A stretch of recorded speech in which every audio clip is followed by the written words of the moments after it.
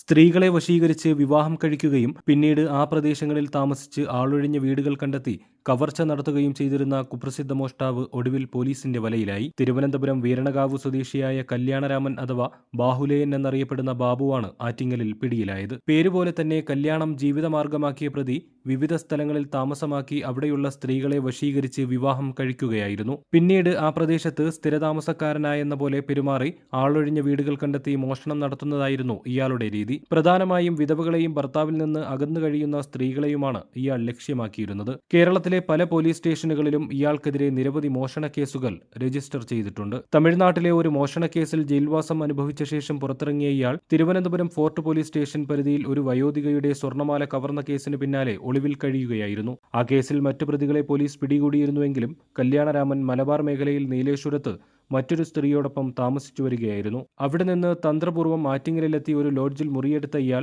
മറ്റൊരു വിവാഹത്തിനും മോഷണത്തിനുമുള്ള ശ്രമത്തിനിടെയാണ് പോലീസിന്റെ പിടിയിലാവുന്നത്. പല അഡ്രസ്സിലാണ് നേരത്തെ കല്യാണരാമൻ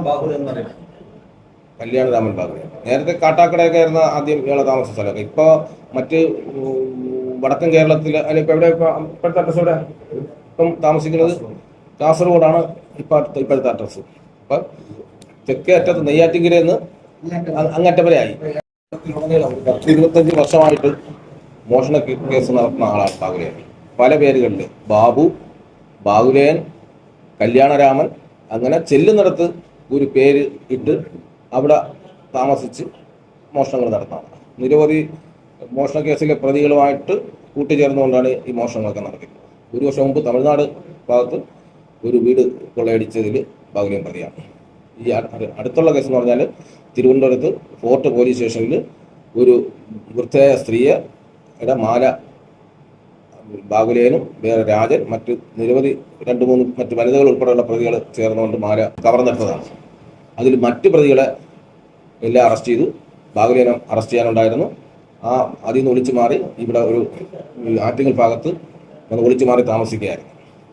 അങ്ങനെ കിട്ടിയ വിവരത്തിന്റെ അടിസ്ഥാനത്തിലാണ് ബാഹുലേയനെ പോലീസ് അറസ്റ്റ് ചെയ്ത് ഫോർട്ട് പോലീസ് സ്റ്റേഷനിൽ നിന്ന് പോലീസ് പാർട്ടി വന്ന ഉടനെ ബാഹുലേയനെ അവർക്ക് കൈമാറും. പോകുന്നിടത്ത് ഏതെങ്കിലും സ്ത്രീകളെ കല്യാണം കഴിച്ച് അവിടെ അങ്ങ് താമസിക്കുന്ന ഒരു ശീലം നേരത്തെ ഉണ്ടായിരുന്നു. അപ്പോൾ ഈ അടുത്ത സമയത്ത് ഒന്നും അങ്ങനെ അറിയില്ല. പക്ഷെ അങ്ങനെയാണ് കല്യാണരാമൻ എന്ന പേര് ഉണ്ടായത്. കൂലിപ്പണി അവിടെ എന്തെങ്കിലും പോയി കൂലിപ്പണിക്ക് അവിടെയുള്ള ഏതെങ്കിലും കൂലിപ്പണി സ്ത്രീകളുമായിട്ടൊക്കെ കൂടി അവിടെ താമസിച്ചിട്ട് പുതിയൊരു പേരിൽ ആ ഭാഗത്തുണ്ടാവും. എന്നിട്ട് രാത്രി മോഷണം.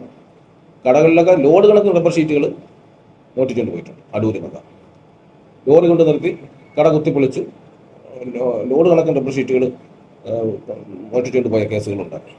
ശിക്ഷ കഴിഞ്ഞൊക്കെ ഇറങ്ങിയാലും ഇത് തന്നെയാണ്. ഏകദേശം 1 വർഷത്തോളം തമിഴ്നാട് കേസിൽ ജയിലിൽ കിടന്നിട്ടാണ് ഇപ്പോൾ ഇറങ്ങിയത്. നിലവിൽ നമ്മൾ ഇന്നലെ കേരളത്തിലെ എല്ലാ പോലീസ് സ്റ്റേഷനിലേക്കും മെസ്സേജ് കൊടുത്തിട്ടുണ്ട്. എവിടെയൊക്കെ ആവശ്യമുണ്ടെന്ന് ചോദിച്ചുകൊണ്ട് മെസ്സേജ് കൊടുത്തു. അപ്പോൾ അതിൽ ഫോർട്ട് പോലീസ് സ്റ്റേഷനാണ് ആദ്യമായിട്ട് നമുക്ക് റിപ്ലൈ കിട്ടിയത്. അവർക്ക് ഒരു റോബറി കേസുണ്ട്. അവർ ഈ ബാഹുലേയനെ അന്വേഷിച്ച് നടക്കുകയായിരുന്നു. അതുകൊണ്ട് അവിടുന്ന് പാർട്ടി വരും, അവർ കൈമാറും. ആറ്റിങ്ങൽ ഡിവൈഎസ്പിക്ക് ലഭിച്ച രഹസ്യ വിവരത്തിന്റെ അടിസ്ഥാനത്തിൽ ആറ്റിങ്ങൽ SHO അജയൻ ജെയുടെ നേതൃത്വത്തിൽ SI ജിഷ്ണുവും സംഘവും ചേർന്നാണ് ലോഡ്ജ് മുറിയിൽ നിന്നും പ്രതിയെ കസ്റ്റഡിയിലെടുത്തത്. നിരവധി മോഷണ കേസുകളിൽ പ്രതിയായ ഇയാൾ പിടിയിലായ വിവരം സംസ്ഥാനത്തെ വിവിധ പോലീസ് സ്റ്റേഷനുകളിൽ അറിയിച്ചതായി പോലീസ് അറിയിച്ചു. തിരുവനന്തപുരം ഫോർട്ട് പോലീസ് രജിസ്റ്റർ ചെയ്ത കേസിൽ അറസ്റ്റ് രേഖപ്പെടുത്തുന്നതിനായി പ്രതിയെ ഫോർട്ട് പോലീസിന് കൈമാറുമെന്ന് ആറ്റിങ്ങൽ പോലീസ് വ്യക്തമാക്കി.